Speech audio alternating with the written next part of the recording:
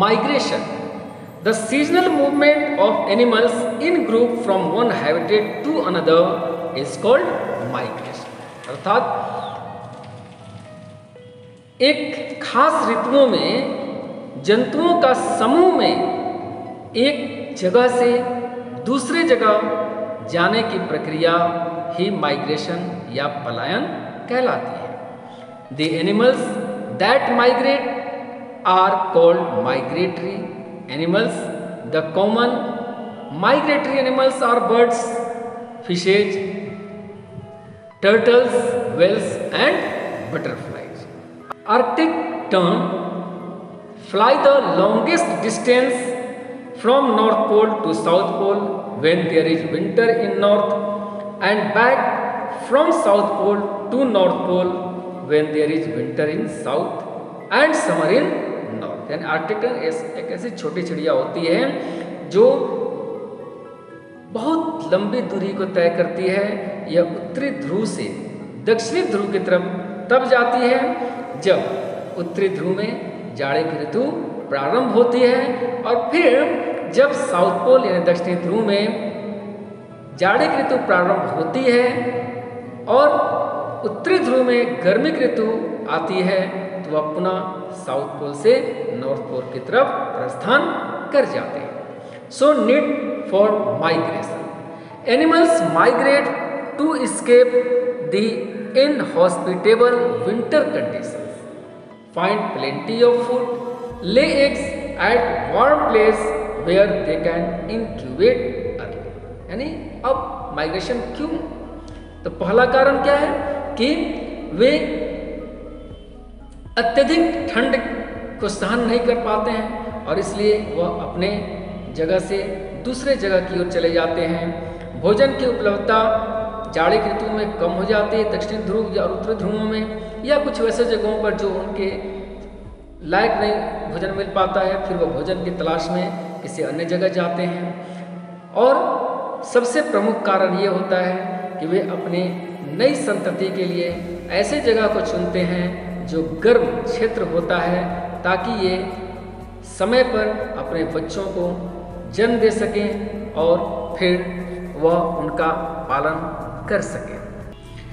Legal provisions for conservation of biodiversity. In our country, several legal provisions or acts related to conservation of wildlife and forest have been enacted by the government. These are Forest Conservation Act and Wildlife Protection Act. चूँकि wild life protection act और forest conservation act जो government सरकार के द्वारा बनाए हुए कानून हैं, इनका अनुपालन किया जाता है.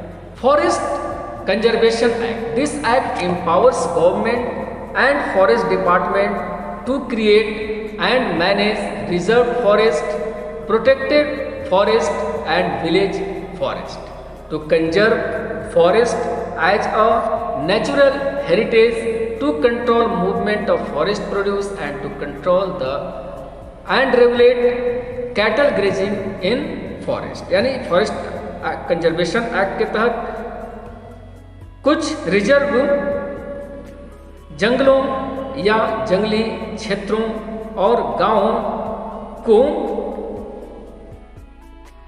निर्मित किया जाता है और उसका संचालन किया जाता है. फिर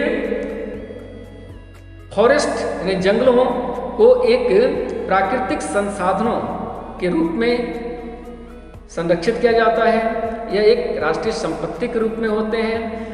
फिर फॉरेस्ट प्रोडक्ट यानी जो जंगल के पेड़ पौधे हैं, जंतु हैं, इनको नियंत्रित करने के तहत एक अभियान चलाया जाता है और साथ में जंगली क्षेत्रों में वैसे पशुओं का जो हमारे द्वारा पाले जाते हैं उनका ग्रेजिंग बिल्कुल प्रतिबंधित होता है. Wild life protection act. The objectives of this act are prohibition of hunting of listed threatened species, Setting up and management of national park, sanctuaries and biosphere reserves, and control and management of captive breeding and protection of specific plants and natural habitats of animals। अर्थात ऐसे क्षेत्रों में कुछ threatened species का शिकार बिल्कुल मना होता है।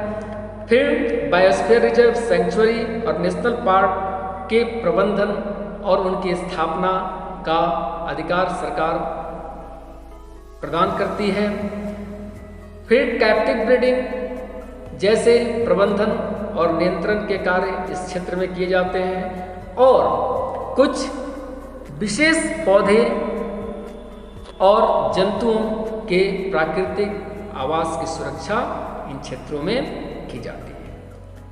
Now students, it's time to do the check points as well as practice time, and thus our chapter has been finished.